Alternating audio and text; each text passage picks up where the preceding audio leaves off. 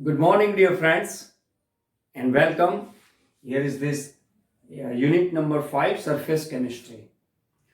મિત્રો, પૃષ્ઠ રસાયણના એકમ નંબર 5ના આજના લેક્ચરમાં આપણે અધિશોષણના પ્રકારો વિશે અભ્યાસ કરવાનો છે. ગત લેક્ચરમાં આપણે અધિશોષણની ક્રિયાવિધિ સમજ્યા, બરાબર? તો અધિશોષણની ક્રિયાવિધિથી આપણને એટલું ફલિત થયું હતું કે કોઈ ઘન સપાટી પર વાયુ કે પ્રવાહીના જે પણ કણ છે એનું એક જ સમતલમાં જકડાઈ રહેવું અથવા તો સંપર્કમાં રહેવું, તે આ ઘન અધિશોષિતની સપાટીથી ઊંડાણમાં નથી ઉતરી શકતા, પરંતુ તેની સરફેસમાં છે, એકબીજાના સંપર્કમાં છે. એટલે સ્વાભાવિક છે કે અધિશોષક અને અધિશોષિત, એટલે આવા અધિશોષક અને અધિશોષિત ના સમન્વયથી જે ઘટનાનું પરિપાક જે થાય છે તેને આપણે અધિશોષણ કીધું. આવા અધિશોષણમાં જે આપણે ગત ક્રિયાવિધિમાં અભ્યાસ કરી ગયા કે તાપમાન બહુ જ મેન્ટેન કરતું હોય છે, એટલે કે તેમની એન્થાલ્પીનો ફેરફાર. અને હા, અધિશોષણની ઘટના એટલે કે જે આ ખાસિયત છે એ ઉષ્માગતિકીય રીતે ઉષ્માક્ષેપક પ્રક્રિયા નક્કી થઈ, બરાબર? આનો મતલબ એ થયો કે તાપમાન કે એન્થાલ્પીનો જે ફેરફાર એ આ અધિશોષણની ઘટના માટેનું જવાબદાર પરિબળ છે. એટલે સ્વાભાવિક દબાણ પણ એટલું જ અગત્યનું પરિબળ હોઈ શકે. તો ચાલો આપણે આવા પરિબળ ઉપર આધારિત અધિશોષણના પ્રકારો વિશેનો અભ્યાસ કરીશું. એટલે આજનો મુદ્દો જે છે એ પાઠ્યપુસ્તકમાં વિદ્યાર્થી મિત્રો 5.1.3 થી નિર્દેશિત કરેલો છે. તો 5.1.3 અને એ મુદ્દાનું જે નામ છે તે છે પ્રકારો, અધિશોષણના પ્રકારો. હવે આવા અધિશોષણના જે પ્રકાર છે તે ઘન અધિશોષક પર જ્યારે વાયુ અધિશોષિત થાય ત્યારે બે પ્રકારો પડતા હોય છે. અને કયા બે પ્રકારો છે એને આપણે આવા ફ્લો ચાર્ટથી સમજીશું. તો ત્યારબાદ તેમની વિશિષ્ટતાઓ કે જે લક્ષણો છે એનો અભ્યાસ કરીશું. તો આવા અધિશોષણના પ્રકારમાં અધિશોષણ એ ક્યારે આ ઉદ્ભવે છે ઘટના, તો આનો મતલબ એ થયો કે આપણી પાસે અધિશોષક હોય અને તેની પર અધિશોષિત થતો પદાર્થ હોય. એટલે કે અધિશોષક એ પ્રાથમિક જરૂરિયાત છે, તેની પર જ્યારે અધિશોષિત ઘટક આવે એટલે કે પદાર્થ આવે તો અધિશોષિત થનારો પદાર્થ તે બરાબર જ્યારે ઘટના ઉદ્ભવે છે, જે ખાસિયત છે તેને આપણે અધિશોષણ કહીએ છીએ. હવે તમને એમ થશે સાહેબ આ લખવાની કેમ જરૂરિયાત ઊભી થઈ? તો જુઓ મિત્રો, આ બંને જ શબ્દો પરથી હું તમને સમજાવતો જઈશ કે કયા પ્રકારના અધિશોષણ છે. તો સૌથી પહેલામાં પહેલું કે અધિશોષક જે છે, just example for here this by figure, આ ધારો કે અધિશોષક છે, બરાબર? અને તેની પર અધિશોષિત થનારો જો વાયુ હોય, આ રીતે આ વાયુ છે, આ વાયુ છે, that means here is this અધિશોષિત થનારો આ.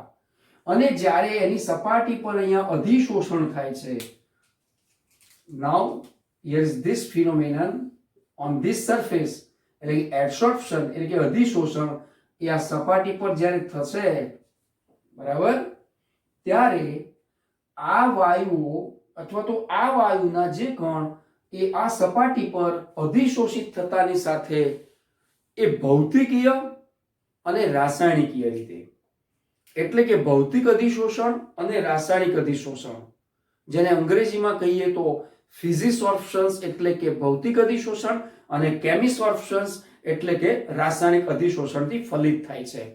તો આપણે અહીંયા આકૃતિ દ્વારા જેને સમજણ આપી એને બે પ્રકારો આપણે લખી દઈએ. તો આટલી સમજણ પછી હવે આની જરૂરિયાત ન હોય, આપણે આને અહીંયાથી રિમૂવ કરી દઈશું. એટલે સ્વાભાવિક કે આપણે બહોળો અભ્યાસ હવે એમના પ્રકારોનો કરવાનો છે, બરાબર? ચાલો, સૌથી પહેલો જો પ્રકાર આપણે લખીએ તો અહીંયા છે ભૌતિક અધિશોષણ. હવે લાંબુ ન લખતા, ખાલી ભૌતિક અધિશોષણ. અને બીજું છે રાસાયણિક અધિશોષણ. હવે ભૌતિક અધિશોષણ ને રાસાયણિક અધિશોષણમાં જે હમણાં મેં તમને સપાટી બતાવી, ઘન સપાટી, એની પર વાયુ જે કણ અધિશોષિત થયા, તો ભૌતિકીય રીતે આપણે એટલું કહી શકીએ કે તેમનું આકર્ષણ જે છે કોઈ ચોક્કસ બળથી હશે, અને એ જે બળ છે એ નિર્બળ એવું વાન ડર વાલ્સ આકર્ષણ બળ છે. એટલે સૌથી પહેલો જો મુદ્દો અહીંયા લખવો હોય તો આપણે આનું લખી શકીએ કે આવા ભૌતિક અધિશોષણ એ વાન ડર વાલ્સ એવા આકર્ષણ બળ કે જે નિર્બળ છે, એવા નિર્બળ આકર્ષણ બળથી ઉદ્ભવતું છે. તો રાસાયણિક અધિશોષણમાં શું છે? તો રાસાયણિક શબ્દ જ આપણને કહી આપે છે કે તેમાં કોઈ રાસાયણિક બંધન થશે, રાસાયણિક બંધન બળ છે. કેવા હોવા જોઈએ? તો ચાલો આપણે એના માટે લખીએ. પહેલો મુદ્દો જેમ અહીંયા લખ્યો તેમ અહીંયા રાસાયણિક બંધથી નિપજશે. તો આ રાસાયણિક બંધ કયા હોઈ શકે? તો કે ચાલો સહસંયોજક બંધ પણ હોઈ શકે કે પછી આયનીય બંધ પણ હોઈ શકે. એટલે સહસંયોજક બંધ કે આયનીય બંધથી ઉદ્ભવે છે. અને આ કેવી રીતે ઉદ્ભવશે? તો કે વાન ડર વાલ્સ આકર્ષણ બળ ના એક આકર્ષણ બળથી કે જે નિર્બળ આકર્ષણ બળ છે. હવે જુઓ મિત્રો, જ્યાં વાન ડર વાલ્સ આકર્ષણ બળ છે, ઘન અધિશોષકની સપાટી છે, તો સ્વાભાવિક છે કે જ્યારે ઊંચું તાપમાન થશે ને ત્યારે આવું નિર્બળ આકર્ષણ બળ જે વાન ડર વાલ્સ આકર્ષણ બળ છે ને એ પ્રબળ બની જતું હોય છે, નિર્બળ હોવા છતાં. આ વસ્તુ યાદ રાખજો, પછી આપણે એમાં ભણીએ છીએ. ચલો, પહેલો તો મુદ્દો થયો. હવે તેમની વિશિષ્ટતા બાબતે જો કહીએ તો આ ભૌતિક અધિશોષણ એ સ્વભાવે વિશિષ્ટ નથી. એટલે કે વિશિષ્ટ નથી. તો આ વિશિષ્ટ ધેટ મીન્સ કે યુનિક. શા માટે? એ આપણે હમણાં અભ્યાસ કરીએ. જ્યારે આ ખૂબ જ વિશિષ્ટ છે, આ ખૂબ જ વિશિષ્ટ એવું અધિશોષણ કહી શકાય. હવે અહીંયા સૌથી પહેલા તો ભૌતિક અધિશોષણમાં સમજી લઈએ કે વિશિષ્ટ શા માટે નથી. તો આનો મતલબ એ થયો કે બધા જ વાયુઓ આવા ઘન અધિશોષક પર અધિશોષિત થઈ શકતા નથી. હમણાં પેલી સપાટી બતાવી હતી ને મેં તમને, બરાબર? તો એવી ઘન સપાટી ઉપર બધા જ વાયુઓ અધિશોષિત નથી થઈ શકતા.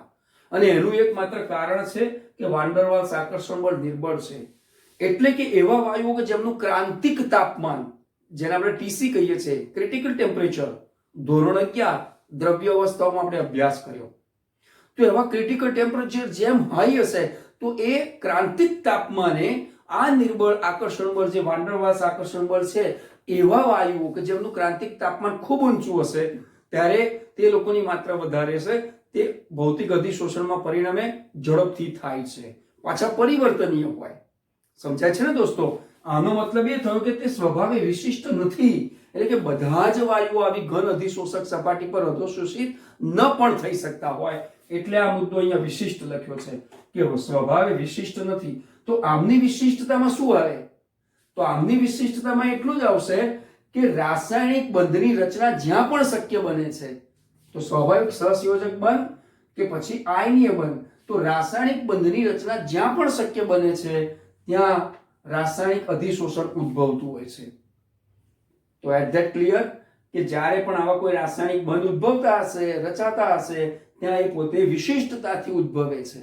બસ આટલો ડિફરન્સ આ વિશિષ્ટ શબ્દમાં સમાયેલો છે. નાઉ નેક્સ્ટ, હવે આપણે આ જો કહીએ તો આવા જે ભૌતિક અધિશોષણ છે તે સ્વભાવે પ્રતિવર્તી છે. ધારો કે આપણે લખીએ તો અહીંયા સ્વભાવે પ્રતિવર્તી. આ પ્રતિવર્તી છે ને આપણે પરિવર્તનીય પણ લખી શકાય હો મિત્રો. પરિવર્તનીય એટલે કે એકબીજામાં રૂપાંતર થઈ શકતા હોય. દાખલા તરીકે એક ઉદાહરણ આપું કે ચલો ઘન અધિશોષક છે અને એમાં વાયુ અધિશોષિત તરીકે આપણે એની અધિશોષિત થાય છે. ઘન અધિશોષક સપાટી પર વાયુ અધિશોષિત થયો તો શું લખાશે?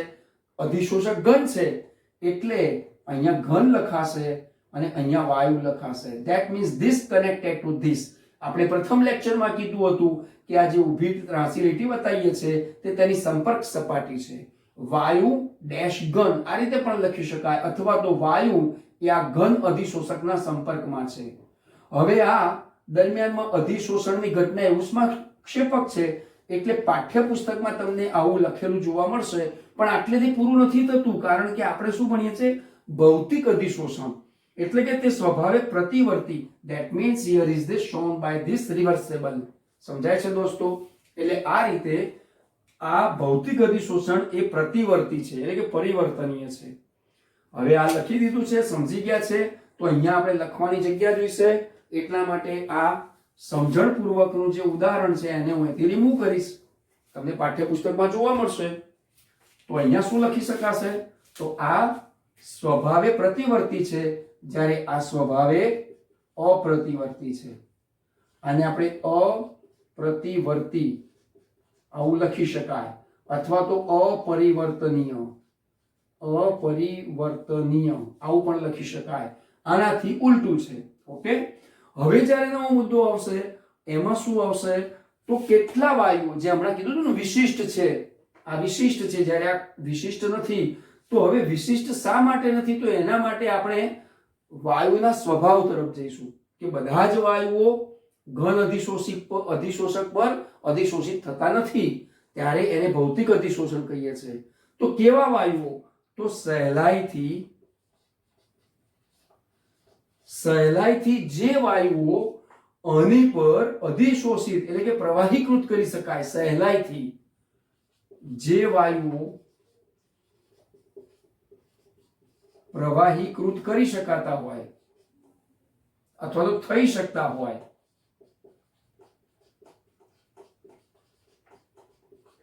તેમનું જ અધિશોષણ એ ભૌતિક અધિશોષણમાં થતું હોય છે. ચાલો આ મુદ્દો પણ મારે સમજાવવો પડશે. હવે અહીંયા જેમ જે સહેલાઈથી વાયુઓ પ્રવાહીકૃત થઈ શકતા હોય તેમનું અધિશોષણ થાય છે, એટલે કે આમાં ભૌતિક અધિશોષણની માત્રા કે તેની ઝડપ પણ સમાયેલી એવી એક અહીંયા વાક્ય આવશે. હવે એની સામે અહીંયા શું છે, પહેલા આપણે આનો અભ્યાસ કરી નાખીએ. Just example for use this black pen થી સમજાવું. દાખલા તરીકે આપણે કહીએ કે ભાઈ ચલો આપણી પાસે ઘન અધિશોષક ચારકોલ છે, આપણે 1 ગ્રામ ચારકોલ લઈએ, બરાબર? તો આ ચારકોલ જે છે ને એ ઘન અધિશોષક થયો. તો ઘન અધિશોષક થઈ ગયો. ચલો આપણી પાસે ઘન અધિશોષક તરીકે 1 ગ્રામ ચારકોલ છે. આ 1 ગ્રામ ચારકોલમાં દાખલા તરીકે આપણે SO2 વાયુ, દાખલા તરીકે આપણે મિથેન વાયુ, દાખલા તરીકે આપણે H2 વાયુ, તો આ જુદા જુદા વાયુઓ છે. હવે સ્વભાવે વિશિષ્ટ નથી. જુઓ તમે, તો ઘણા બધા વાયુઓ એવા હશે કે જે આવા ઘન સપાટી પર અધિશોષિત ન પણ થઈ શકતા હોય, એટલા માટે તે વિશિષ્ટ નથી. જ્યારે અહીંયા શું લખ્યું તો ખૂબ જ વિશિષ્ટ છે, એટલે કે જે લોકો રાસાયણિક પ્રક્રિયા અનુભવી શકે છે. તો એક્ઝેક્ટલી એ મુદ્દો અહીંયા પણ સમાવિષ્ટ છે. તો સમજો 1 ગ્રામ ચારકોલ આપણી પાસે ઘન આપ્યો છે. ચારકોલ ધેટ મીન્સ કે જે આપણે કોલસો કહીએ છીએ એક્ટિવેટેડ, તો એવા 1 ગ્રામ ચારકોલ ઘન અધિશોષક પર જો SO2 વાયુ, મિથેન વાયુ કે H2 વાયુ ને આપણે સરખામણી કરીશું તો વાક્ય શું લખ્યું છે કે સહેલાઈથી જે વાયુઓ પ્રવાહીકૃત થઈ શકતા હોય તેવું. તો પ્રવાહીકૃત થવું એટલે શું? જે વાયુઓનું પ્રવાહીકરણ જે તાપમાને થાય છે તે એના એ તાપમાનના એ બિંદુને આપણે ક્રિટિકલ ટેમ્પરેચર કહેતા. યાદ આવે છે?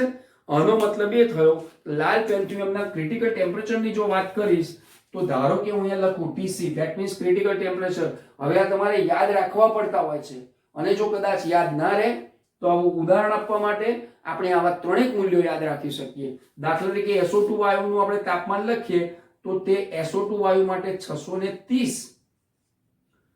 630 કેલ્વિન છે. મિથેન વાયુનું આપણે લખીએ તો 190 કેલ્વિન છે, અને આનું લખીએ તો 33 કેલ્વિન છે. જો હવે આ તાપમાન પર આધારિત તમને ખ્યાલ આવી ગયો, સૌથી ઊંચું તાપમાન છે ને? આનો મતલબ એ થયો કે તાપમાન ઊંચું છે. કેમ? કારણ કે વાન ડર વાલ્સ આકર્ષણ બળ ઊંચા તાપમાને પ્રબળ બની જતા હોય છે, અને માટે 1 ગ્રામ ચારકોલ ઘન અધિશોષક પર જો આ જુદા જુદા વાયુઓનું અધિશોષણની માત્રા જોઈએ ને તો એ માત્રામાં હવે જો આ રીતે થશે. જોજો મિત્રો, આ રીતે થશે. ખ્યાલ આવ્યો? આનો મતલબ કે આની સરખામણીમાં આ ઓછું, એટલે કે મિથેનની સરખામણીમાં SO2 વાયુ 1 ગ્રામ ચારકોલ પર વધુ અધિશોષિત થઈ જશે, કારણ કે તેનું ક્રિટિકલ ટેમ્પરેચર 630 છે, અને ઊંચા તાપમાને વાન ડર વાલ્સ આકર્ષણ બળ પાછું પ્રબળ બનતું હોય છે. એટલે આ જે ઉદાહરણ લીધું એવું ઉદાહરણ અહીંયા આપણે નથી લઈ શકતા. કેમ? કારણ કે અહીંયા જે વાયુઓ રાસાયણિક પ્રક્રિયા આવા ઘન અધિશોષક સાથે કરી શકે છે, જુઓ અહીંયા સ્વભાવે અપ્રતિવર્તી અપરિવર્તનીય છે, પરંતુ આ ખૂબ જ વિશિષ્ટ લખ્યું હતું. એનો મતલબ શું હતો? કે એ રાસાયણિક પ્રક્રિયાઓ એવા ઘન અધિશોષક સાથે કરી શકતા હોય. તો એ મુદ્દો અહીંયા સમજાયો હતો એ જ મુદ્દાનો વળી પાછો આપણે થોડાક અલગ પ્રકારના શબ્દોથી પરંતુ આપણે એટલે લખી શકીશું કે ભૌતિકની જેમ જ છે. જો આ ભૌતિકની જેમ જ છે કે વાયુઓ જે છે ને એ પ્રક્રિયા કરશે, પરંતુ માત્ર એટલા જ વાયુઓ કે જે અધિશોષક સાથે એટલે કે ઘન અધિશોષક સાથે રાસાયણિક પ્રક્રિયાઓ કરી શકે છે. એટલે વાક્ય લખવું વધારે યોગ્ય છે. ચાલો આપણે વાક્ય લખી નાખીએ. દાખલા તરીકે અહીંયા લખવું હોય તો આપણે શું લખી શકાય? સૌથી પહેલું તો એક જ લખીશ કે ભૌતિક અધિશોષણની જેમ જ જેવું જ, પરંતુ જે વાયુઓ ઘન અધિશોષક સાથે રાસાયણિક પ્રક્રિયાઓ કરી શકે, જે વાયુઓ અધિશોષક સાથે રાસાયણિક પ્રક્રિયાઓ અનુભવી શકે અથવા તો કરી શકે, ત્યારે તેને આપણે રાસાયણિક અધિશોષણ કહીએ છીએ. સ્વાભાવિક શબ્દ ઉપરથી એ ખ્યાલ આવી ગયો. ક્લિયર છે? જો આપણી પાસે 4 મુદ્દા આ બાજુ થયા, 4 મુદ્દા આ બાજુ થયા, હજુ 5મો મુદ્દો જે લઈશું એ તાપમાન પર આધારિત લઈશું. દાખલા તરીકે આપણે કહીએ તો આ છે ને નીચા તાપમાને શક્ય બનનારા છે. તો નીચા તાપમાને અને એન્થાલ્પીનું મૂલ્ય પણ નીચું હોય છે, જે આપણે બીજા લેક્ચરમાં સમજી ગયા હતા. તો આ અધિશોષણ નીચા તાપમાને શક્ય બનતું હોય છે. નીચા તાપમાને શક્ય બને અથવા તો થાય છે. શક્ય બને છે અથવા તો થાય છે. આનો મતલબ કે તેમની એન્થાલ્પીના મૂલ્ય આવા અધિશોષણ થતા હશે ને તો એ અધિશોષણ ઉષ્માક્ષેપક જ છે. પણ ઉષ્માક્ષેપક ધેટ મીન્સ કે જ્યારે એમની ઉષ્મા ઉર્જાનું મૂલ્ય, તો અહીંયા એન્થાલ્પીનું મૂલ્ય પ્રાયોગિક રીતે જે નક્કી કરેલા છે અને જે માપેલા છે તે 22 between 4T અને તેમનો એકમ છે કિલો જૂલ પર મોલ. ઓકે, હવે આ નીચા તાપમાને શક્ય થાય છે એટલે એન્થાલ્પીનું મૂલ્ય આટલું છે. તો અહીંયા શું? તો કે આ બધા ઊંચા તાપમાને શક્ય છે. ચલો, આ ઊંચા તાપમાને અથવા તો શક્ય છે અથવા થાય છે. શક્ય છે અથવા તો થાય છે. હવે એના માટે જે અહીંયા લિમિટ આપી, તો આની પણ એક લિમિટ આપવી પડશે ને. તો આની લિમિટ છે કે તેમના એન્થાલ્પીનું મૂલ્ય, તેમના એન્થાલ્પી માટેનું મૂલ્ય 82 between 240 કિલો જૂલ પર મોલ. આ એમના મૂલ્યો છે પ્રાયોગિક રીતે નોંધેલા અને આપણે અહીંયા જર્નલ્સ પ્રમાણે લખેલા. હવે મિત્રો, આ તાપમાનના કારણે જો થોડી ચર્ચા કરીએ, પણ અત્યારે એક વસ્તુ સમજી લો. 1 2 3 4 ને 5, 1 2 3 4 ને 5, 5 મુદ્દાનો આપણે અત્યારે થોડોક અભ્યાસ કર્યો છે. આવા પ્રશ્નની અંદર જો પૂછાય તો આપણે માર્ક્સ પ્રમાણે, ધારો કે 4 માર્કનો ક્વેશ્ચન પૂછાયો તો ઓછામાં ઓછા 4 મુદ્દા ને 4 મુદ્દા આ બાજુ તો લખવા જ પડે. અને અગત્યના પાછો એનો એ મુદ્દો નહીં કે ચલો તાપમાનનો મુદ્દો લીધો તો તાપમાનથી એ સમજાવ્યું, પાછું એન્થાલ્પીના મુદ્દાને અલગ બનાવ્યું, પાછું ઊંચા તાપમાન વાળો જે છે એને અલગ બનાવ્યો, પાછું અહીંયા નીચા તાપમાન વાળો એન્થાલ્પીનો અલગ બનાવ્યો, પાછું નીચા તાપમાને શક્ય બને છે, પરંતુ જો તાપમાન ઊંચું કરવામાં આવે તો તે ભૌતિક અધિશોષણ રાસાયણિક અધિશોષણમાં પરિણમે છે.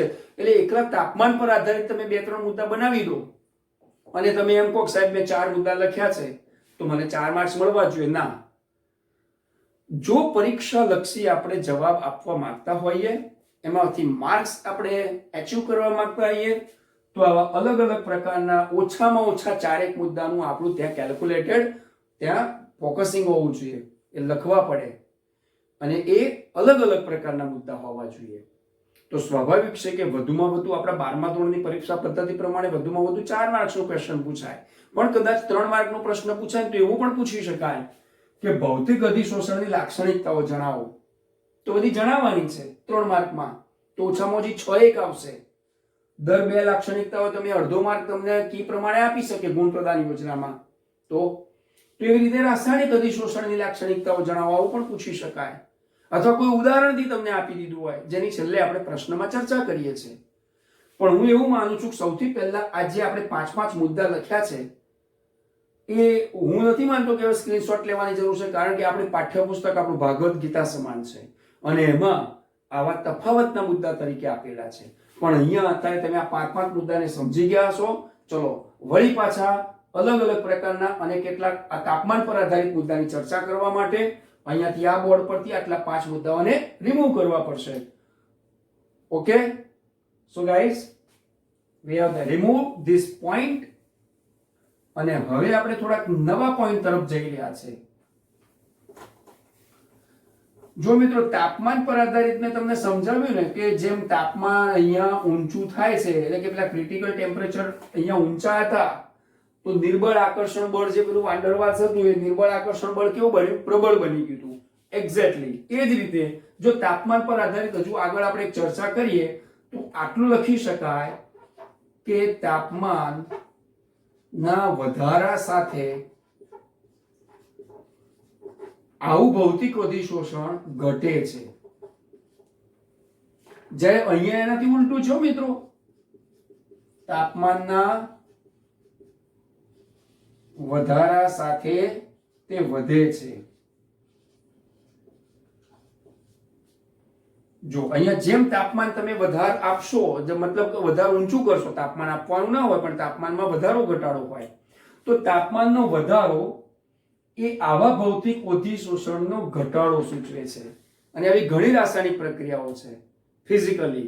દાખલા તરીકે જો હું તમને કહું એક વસ્તુ, નિકલ ધાતુના ટુકડા ઉપર જ્યારે હાઇડ્રોજન વાયુ પસાર કરીએ છીએ હેબર વિધિથી એમોનિયા માટે, ત્યારે ભૌતિકી રીતે જો એનું ઉદાહરણ આપવાનું હોય તો તેમાં તાપમાનનો ઘટાડો સૂચવશે. અને જો તો તાપમાનનો વધારો કર્યો એની અમુક ક્રાઇટેરિયા કે મર્યાદાથી વધારે, તો ત્યાં શું થશે ખબર છે? એ ડાયહાઇડ્રોજન વાયુ છે ને H2 એનું વિઘટન ચાલુ થશે H માં. સમજી ગયા ને? આ પ્રક્રિયા એક જ છે પણ તાપમાન પર આધારિત બંને સમજ્યા. એટલે એક બાજુ અહીંયા નિકલ ધાતુ પર આ ડાયહાઇડ્રોજન વાયુને પસાર કરતા યોગ્ય તાપમાને તેમાંથી એમોનિયા બનવાનો શરૂ થશે, કારણ કે પેલો અંદર નાઇટ્રોજન વાયુ છે. જો એ જ નિકલ ધાતુ ના ટુકડા પર ડાયહાઇડ્રોજન વાયુ પસાર કરતા ઊંચું તાપમાન હશે તો એ ડાયહાઇડ્રોજનનું વિઘટન થશે, H માં પરિણમશે. એક્ઝેક્ટલી એટલા જ માટે અહીંયા લખાણ આપણી પાઠ્યપુસ્તકમાં પણ છે કે તાપમાનના વધારા સાથે તે ઘટશે અને આ રાસાયણિક અધિશોષણ તાપમાનના વધારા સાથે વધશે. એટલે કે આવું જે અધિશોષણ છે તે નીચા તાપમાને ફાયદાકારક રહેશે. જો આ એક એની એપ્લિકેશન આવી ને, તો આનામાં શું લખી શકાય કે ઊંચા તાપમાને ફાયદાકારક રહેશે. ઊંચા તાપમાને ફાયદાકારક. હવે જો મિત્રો આ બંનેના તાપમાન જેટલા એન્થાલ્પીના મૂલ્યો આપણે લખ્યા હતા ને કે અહીંયા 22 between 40 and here is the 82 between 240, તો આનો મતલબ એ થયો કે તાપમાનની સાથે આવ્યું. પરંતુ જો અહીંયા તાપમાનમાં વધારો કરવામાં આવે છે તો શું થાય? તાપમાન વધારતા કદાચ એવી પ્રક્રિયાઓ છે જેમાં ભૌતિક અધિશોષણ નીચા તાપમાને થયું અને તાપમાનનો વધારો થયો તો ભૌતિક અધિશોષણ ઘટ્યું, તો કંઈક ઘટે છે તો કંઈક વધે છે. તો જો તાપમાનનો વધારો કરવામાં આવશે તો તાપમાન વધારતા તે રાસાયણિક અધિશોષણમાં પરિણમશે. છે ને? એટલે ભૌતિક અધિશોષણ ક્યારે રાસાયણિક અધિશોષણમાં પરિણમે? તો આનો મતલબ એ થયો કે જ્યારે પણ ભૌતિક અધિશોષણની ઘટનામાં કે એની જે પ્રક્રિયા છે તે દરમિયાનમાં ભૌતિક અધિશોષણ થતું હોય ત્યારે તાપમાનનો વધારો કરતા તે રાસાયણિક અધિશોષણમાં પરિણમે છે. જ્યારે અહીંયા આપણે એવું લખવું હોય તો શું લખી શકાય? તો આના માટે તો જે ઊંચા તાપમાને ફાયદાકારક છે તે જ છે. એટલે અહીંયા ધારો કે આપણે જો લખવું હોય તો તે તાપમાનના વધારા સાથે વધે છે, જે અહીંયા વાક્ય છે જ. અહીંયા તાપમાનના વધારા સાથે ઘટાડો હતો એટલા માટે આગળ શું થયું એનો જવાબ આપવા માટે છે. જ્યારે અહીંયા તે વિશિષ્ટ હોવાના કારણે, તેમાં રાસાયણિક બંધ હોવાના કારણે ઊંચા તાપમાને ફાયદાકારક છે, ઉપરાંત ઊંચા તાપમાને તે શક્ય બને છે અથવા તો ઊંચા તાપમાને જ તે ભૌતિક અધિશોષણની જેમ વર્તે છે. Now this is the comparative of ભૌતિક અધિશોષણ. ઓકે, એટલે આ પણ એક મુદ્દો બની ગયો. હવે જે એક નવો મુદ્દો છે એ મુદ્દાની બાબતમાં ક્ષેત્રફળની વાત આવશે. તો અહીંયા હું એટલું લખી શકીશ કે જે ઘન સપાટી છે એ સપાટીનું ક્ષેત્રફળ આધારિત અને સપાટી ક્ષેત્રફળના વધારા સાથે વધે છે. એટલે કે સપાટી ક્ષેત્રફળ પર આધારિત જો સપાટી ક્ષેત્રફળનો વધારો કરવામાં આવે તો ભૌતિક અધિશોષણની ઘટનામાં વધારો થાય છે. સપાટી ક્ષેત્રફળ આધારિત છે એટલે કે સપાટી ક્ષેત્રફળ વધારતા ભૌતિક અધિશોષણ વધે. જો ટૂંકમાં લખવા માંડ્યા સાહેબ, જો કારણ કે આપણે જગ્યા ઉપરાંત સ્પીડી અને તમે સમજી શકો છો કે સપાટી ક્ષેત્રફળ પર આધારિત છે. જે ઘન અધિશોષકની સપાટી છે ઉપરાંત વાયુની સંપર્ક સપાટી કે જે પ્રવાહી અધિશોષિત લીધો છે એની સંપર્ક સપાટી છે, એમને એકબીજાની સાથે સંપર્કમાં જેમ એનું ક્ષેત્રફળ વધારે હશે તેમ ભૌતિક અધિશોષણ વધે છે. અહીંયા પણ આપણે ભૌતિક અધિશોષણની જેવું જ આના જેમ જ થશે. એટલે કોઈ ડિફરન્સ નથી કારણ કે સપાટી ક્ષેત્રફળ છે, that means area of surface. તો રાસાયણિક અધિશોષણમાં પણ ભૌતિક અધિશોષણની જેમ હોય. નાઉ નેક્સ્ટ, હવે દબાણનો મુદ્દો લઈએ.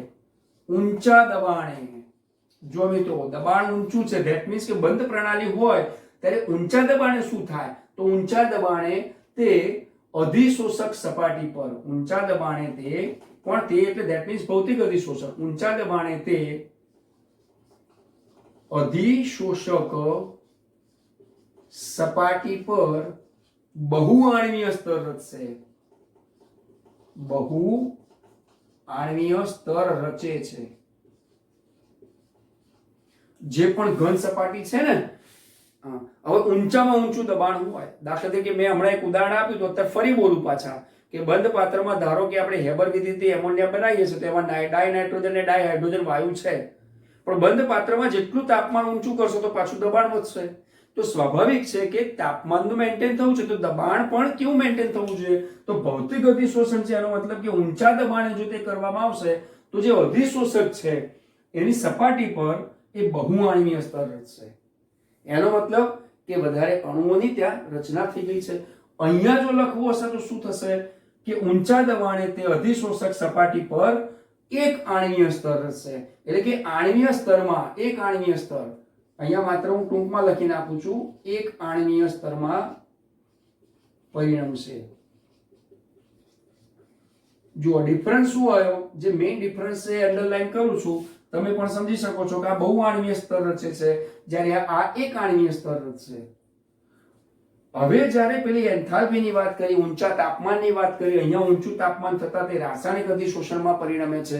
આનો મતલબ એ થયો કે તેમના દબાણ તાપમાનની ચર્ચા કરતાની સાથે રાસાયણિક ગતિકીમાં આપણે ભણ્યા હતા મિત્રો, યાદ કરો રાસાયણિક ગતિકીમાં સક્રિયકરણ ઉર્જા.